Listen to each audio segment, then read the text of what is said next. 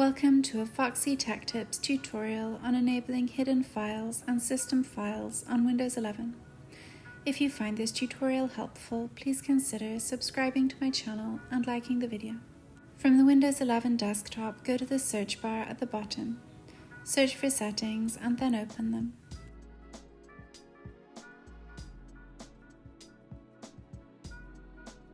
In Settings, select System from the left sidebar.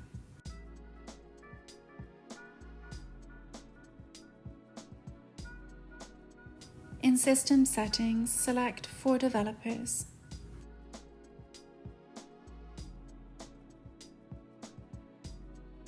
Make sure Developer Mode is turned on, and then select the File Explorer option.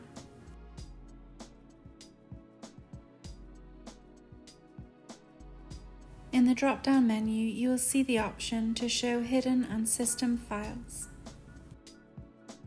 Once you enable that, hidden and system files will appear in your File Explorer. And that draws an end to this tutorial. Please like the video if you found it helpful and subscribe to Foxy Tech Tips for more Windows 11 tips and tricks.